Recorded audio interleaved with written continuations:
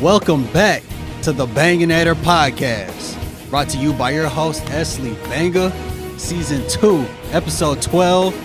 And it's been another great week of sports in general. NFL, college basketball, women's and men's. The women's been taking off. You got college volleyball, especially my Texas Longhorns. But how about them Cowboys? Woo! 33-13 on Sunday Night Football. I was there at Texas Live, and I got my cousin with me, Aaron Tshienda.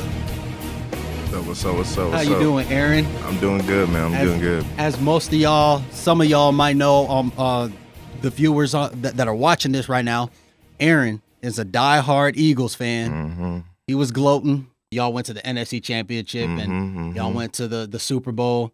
But today is my day to gloat. It's my day to talk. You deserve it, man. Yes, sir. You deserve it. So, man, how did it feel for such an embarrassing loss? Like, just to watch that. I think that's what it is, the way we lost. You know, I think if it was a closer game, we could have, I could have felt a little bit better. But because it was 2 weeks in a row of losing by 20 points or more, I think that's what hurt more. It was a statement game. It was like an exam for the Cowboys, and they passed it. So flying colors. I think I don't want to harp on the Eagles instead of give flowers to the Cowboys. Yeah. They came out and played. Yeah. It was tough because it started early. You know, it was from the get-go. You guys came out and played. So that was a good win, a statement win, a playoff win right there, and that's a way to start off. You know, this stretch to go off into the playoffs. So yes, I'm gonna give my kudos to the Cowboys instead of harping on the Eagles. Y'all did y'all's thing. Yes, sir. Like you said, Cowboys, they passed their test. We first time that we beat a team that is really playoff caliber, because we got blown out against the 49ers just like they did. But big things for the Cowboys, and Dak Prescott and them boys, they stood on business. Let's go. Cowboys won 33-13. I'm gonna get into some of these stats. Dak Prescott went 24-39, 271 yards, 2 touchdowns, 1 fumble that was returned for a touchdown, which was our only score of the game. That's sad. Only touchdown of the game. No offensive scores. That is sad. That's what hurts. For Eagles offense. That's what hurts. But yeah, go ahead. Rico Dowdle and Tony Pollard, they combined for 105 yards. And Dowdle had more yards than Tony Pollard, but it don't matter. Our run game was on track. Jake Ferguson, 72 yards. He going off too. He's like the second coming of Gronk right now. Yeah, he's emerging. I think he's putting himself in that upper echelons of tight ends. You know, when you talk about tight ends, he's in that top 5, top 7. So. And I called it last year. CeeDee Lamb, 71 yards, 1 touchdown, the first score of the game. And then Michael Gallup, 48 yards, 1 touchdown. One of the key things of the game was 9 of 16. We went 9 for 16 on third downs, and that's been a struggle for the Eagles. They weren't able to stop the 49ers on third down, and they weren't able to stop the Cowboys much on third down either. And at one point in the first quarter, we were 4 for 4 on third downs. And honestly, that's our Achilles heel. You go back to the Buffalo game, and we were in that shootout. We couldn't stop Buffalo from getting off the field on third down. And when you're playing these high-powered offenses, it doesn't matter how good your run game is. It doesn't matter how good your secondary is. You can't get your players off the field on third down. It's going to be tough. And when Dak is dealing like that, yeesh, man, it's going to be tough, man. And we're banged up in the secondary. We brought in Shaq Leonard to help up on our linebacker. He played in the spot minutes, but, man, we got a lot of holes to fill. We got a lot of work to do. And it kind of sucks that it's coming at the end of the season like this in the home stretch of the playoffs, but 9 for 16, that's trouble, man. Yep. Lucky for y'all though, y'all got the easiest schedule remaining in the league. So if y'all win out, y'all should still win the division. Yes, yes. Even though you guys are tied with us, you guys are ahead of us in the division. If we win all our games, we will still get the number 1 seed in the NFC because of the conference record, yes. Which unfortunately the Cardinals, us losing to the Cardinals, will have bitten us in the ass.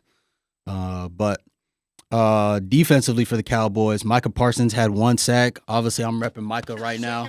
Good job, Micah Parsons. Because I didn't think that we would get a sack with just how Jalen Hurts was able to evade the sack all game long. But Micah finally got him. And then fumbles. It was a problem for the Eagles.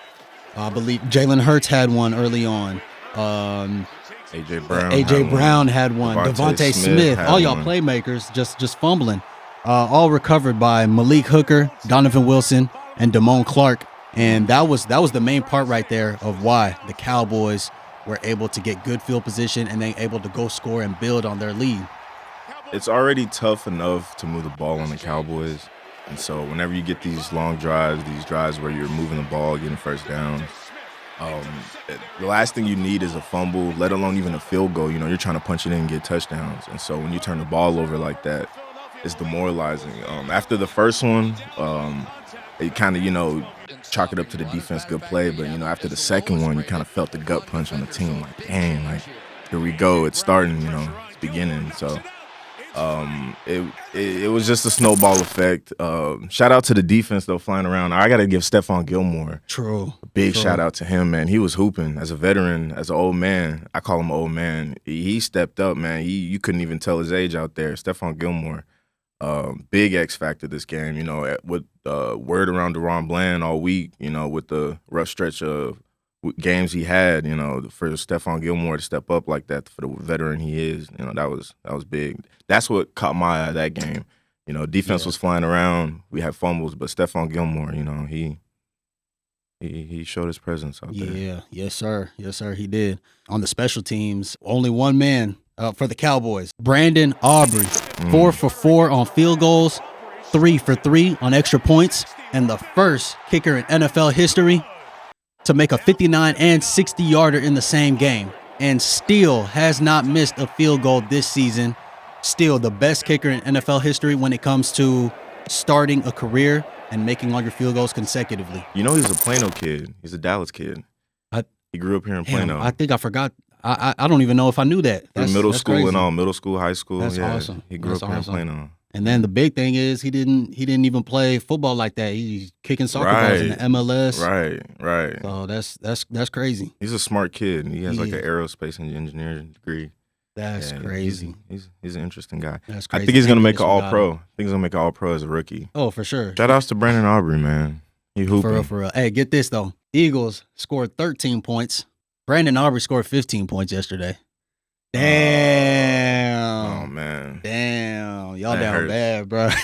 That hurts, man. Let's go.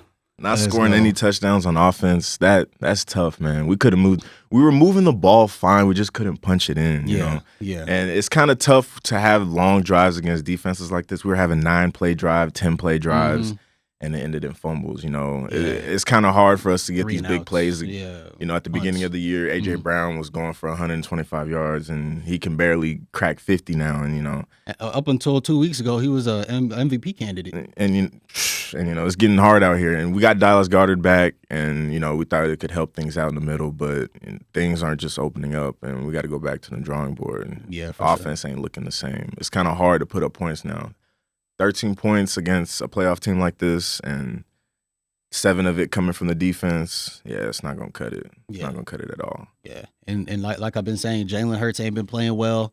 I mean, we saw that all season. Like the beginning of the season, he was turning over the ball too much, and then offense just wasn't looking the same as it was last year. The tush push is working, but other than that, it's just not looking the same. And then obviously it's looked anemic the past 2 weeks versus the 49ers and then the Cowboys. It's tough, man, because it's crunch time right now. It's playoff time, and most of these playoff teams scored 21 plus. And if you can't put up 21 as an offense, it's gonna be hard to win games. So it's not looking good for these last couple of games. But we have a good stretch, like you said. Easy schedule coming up. Hopefully, we can touch some things up because we're gonna have a good position in the playoffs, which means we're gonna play a good team. So 21 points is the goal now. If you can't put 21 up, good luck. Like you said, the Cowboys can beat a playoff team. The pecking order in the NFC now is Niners, 49ers, Cowboys, and Eagles. And the 49ers and Cowboys have separated themselves from the Eagles now the past 2 weeks. So kind of a dap up with 49ers and Cowboys. Cowboys play the Dolphins next. Cowboys are 10-3 now. And Bills are 7-6, just beating the Chiefs. Did you watch that game yesterday against the Man, I Chiefs? did. That was a freaking good game. That was a very good game. It felt like a playoff atmosphere. So their playoff hopes are still alive because if they lost that game, yeah, they were pretty much not going to make the postseason. But so they're desperate now because every game for the Bills now is like must win. Like they're in the playoffs right now, essentially. Obviously, their biggest playmakers, Josh Allen, the guy who touches the ball every snap, every offensive snap. He's turnover prone, but at the same time, he can make plays. So almost like a different version of Tony Romo, where he's a gunslinger at heart. So he gonna try to hit his weapons. Stephon Diggs, he's spoken for. Gabriel Davis. So they always a threat to go off, but it just depends, because obviously they've been struggling this whole entire year.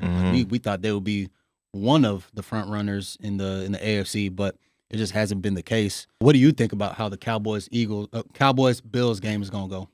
They're playing in Buffalo, right? In Buffalo, so it's gonna be cold. I don't know if it's gonna snow. I think this game is going to be in Josh Allen's hands. However it goes, I think the Cowboys are going to be the Cowboys. I think the Cowboys are going to put up points. They're going to come out and be the Cowboys, but this game is going to be in Josh Allen's hands. So rather he wants to be the gunslinger he wants to be, put the games in his hands through the air, whether he wants to be conservative, whatever.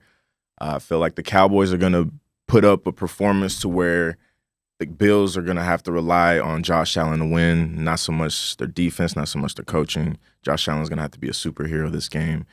Also, just for playoff position as well, I don't think the Cowboys are going to let up anything. I don't know if the Bills have enough of a punch as well to, take out the Cowboys in a way. So it's going to be a lot on Josh Allen. And with it being in Buffalo, the weather is going to be kind of muddy. So I don't know if they have enough, but somebody's going to do it. You're going to need a superhero quarterback, and I think Josh Allen's one of them. But it's going to be a how do you say bloodbath, if you will. Yeah. Well said. Yeah, because I think it can potentially be a close game, but for Josh Allen, I'm just worried about the Cowboys' defense. The weather. Hopefully, the run game travels. Y'all had a good run game the past few weeks, but it being in Buffalo, cold weather, getting in December, hopefully that run game travels. And historically, the Cowboys don't really do well in cold weather places. So, we'll see how that game's going to go. But yeah, Josh has a chip on his shoulder, so that's true. Who knows? That's true. Yeah, Josh Allen may surprise us. And in my preseason prediction, I had the Cowboys losing to the Bills, not knowing that the Bills would be this bad this year. But now I got the Cowboys winning. Close game, probably a touchdown game. I see this game almost like a trap game. Like morales are high, you guys going on a run, playing well. Beat the Eagles. I could see you guys coming out flat, going into Buffalo. So it could be a trap game, but also it could be a tell because you guys play Miami next. And so if you guys can come out in a stretch where you guys beat Seattle, you guys beat Philadelphia, and you guys beat Buffalo, and then go into Miami for this final 3 games.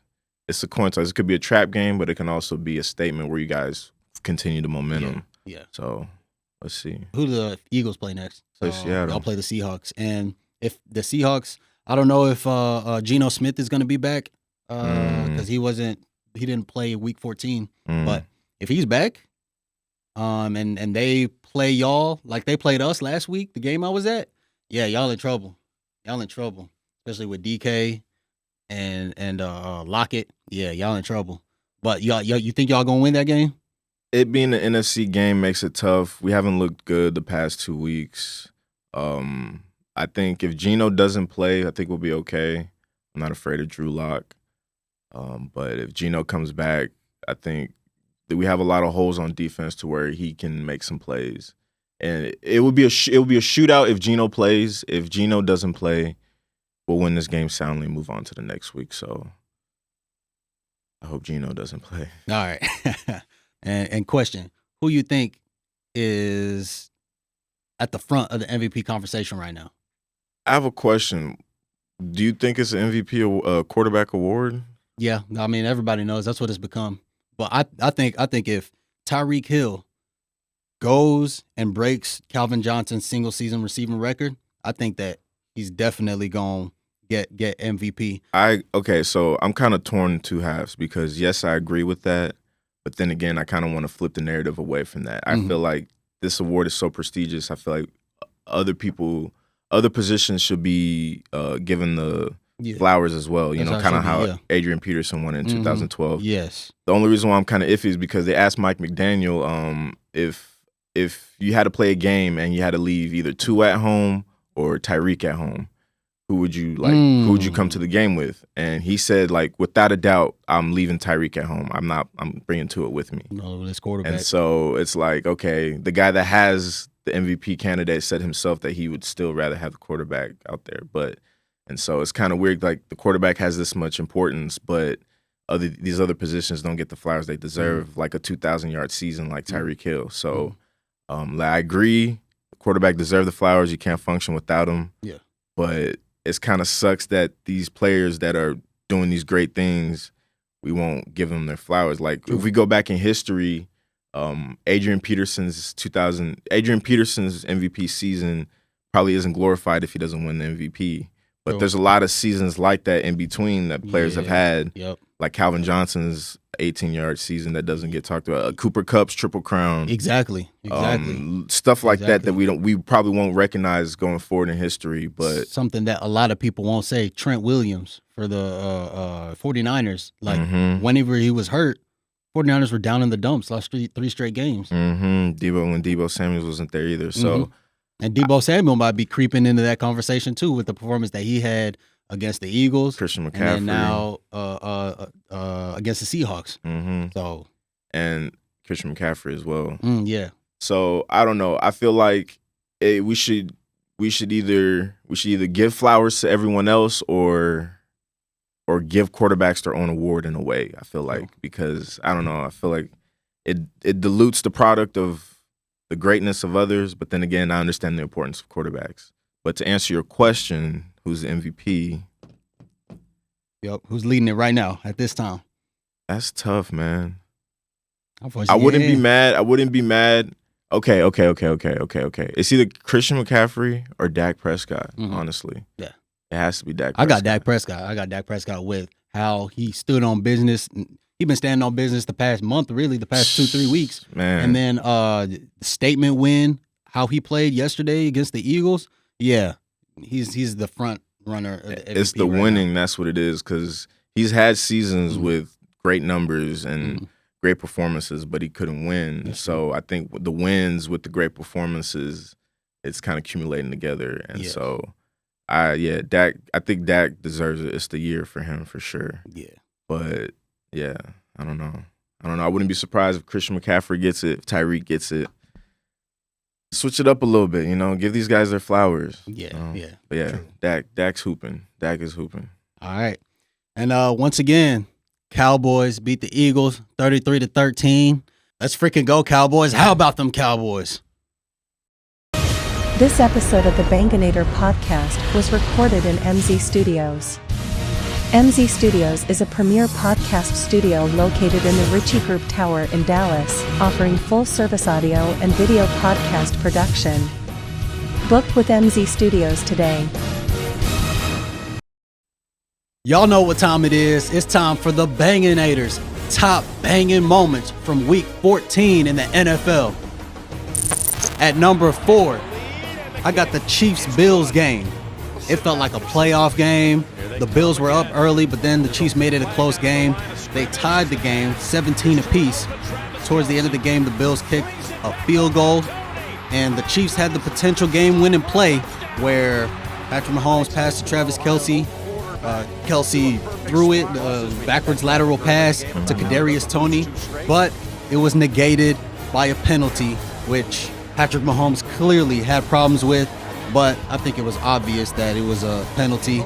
Bills won 20-17. Coming in at number 3, the Cowboys putting the Eagles in their place. It was a great game, mainly for the Cowboys, but still a great game. I was at Texas Live with some friends. The Cowboys scored pretty easily, which I was worried about, but they proved me wrong. They were efficient on third down. They kept the Eagles' offense from scoring. The Cowboys won pretty easily, 33-13.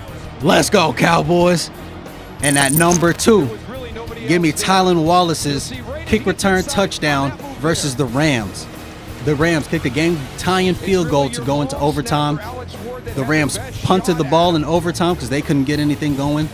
And I looked away for just a moment because, okay, usually punts don't go nowhere. Thought the offense was about to come on. On the punt return, Wallace evaded the defenders and kept his balance while tiptoeing down the left sideline. Touchdown.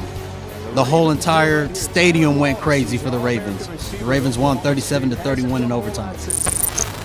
And at number 1, once again, Deebo Samuel versus the Seahawks.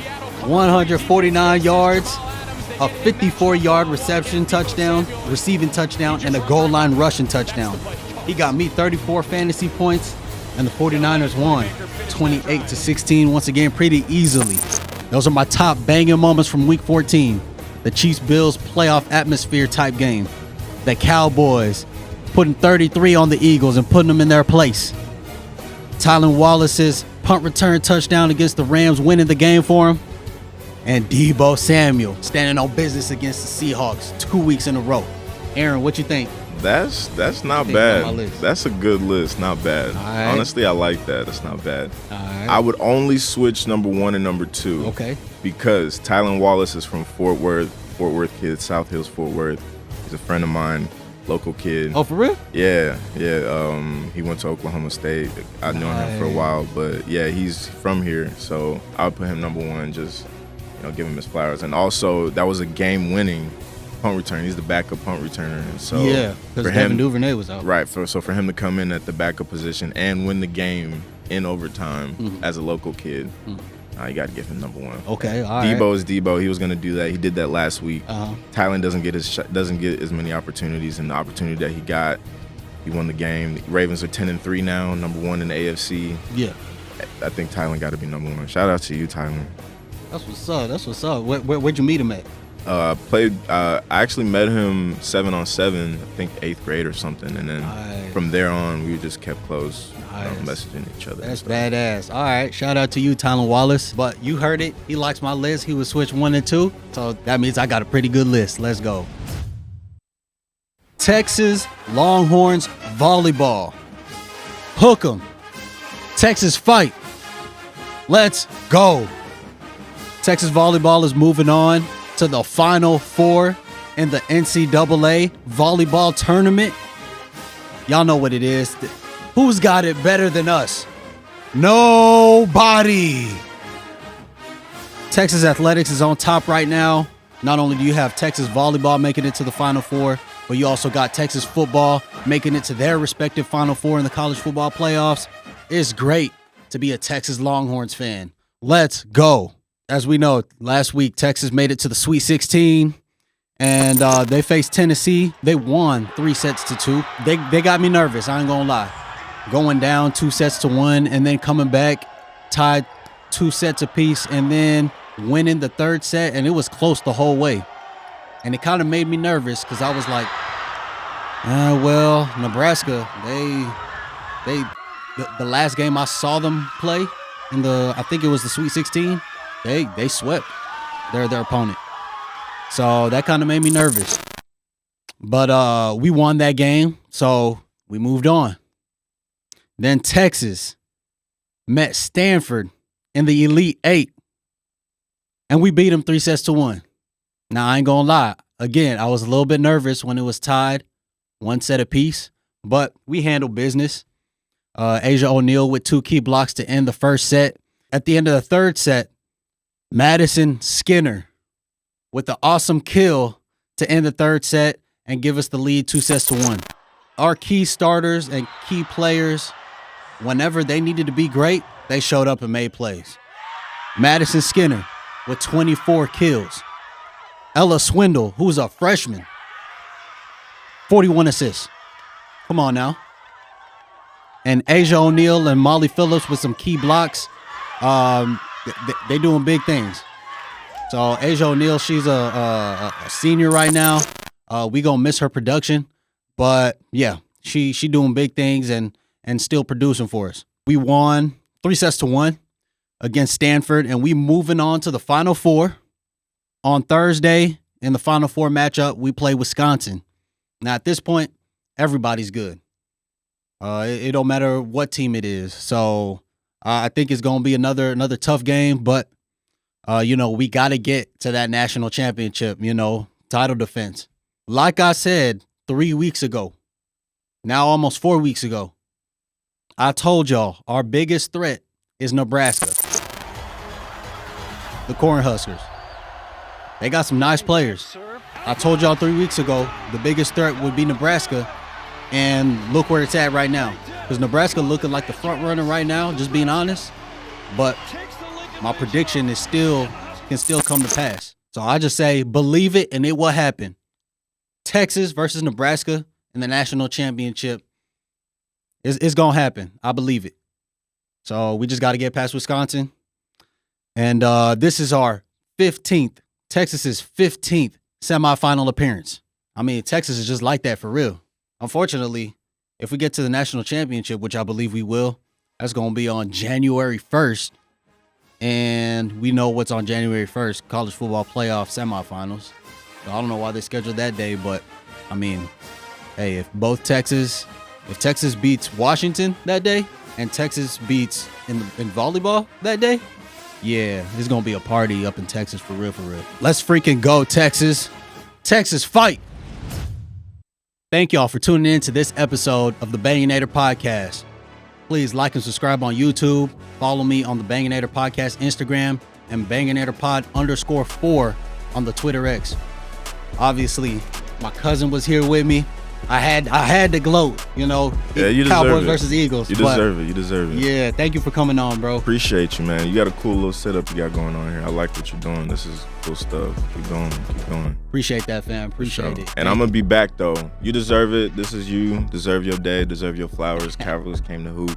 I hope we see you on the playoffs. Yeah. I'm going to come back with an Eagles hat. I'm going to get a stuffed eagle right here. I'm going to get an Eagles cup. I'm going to get an Eagles blowhorn. All right. I'm going to have a Black and Mild. I'm going to have the yak with me. Okay, I'm going to go crazy. right. I'm going to get some wings on me. Okay, all right. Yeah. We'll see. We'll Gonna go see. crazy. Only time will tell. Only time will tell. We're going to go crazy. All right. Hey, thank you for coming on, Aaron. Appreciate you, man. Appreciate everybody. Subscribe to the Banganator Podcast, man. He's doing great things over here. Appreciate it, cuzzo. All right.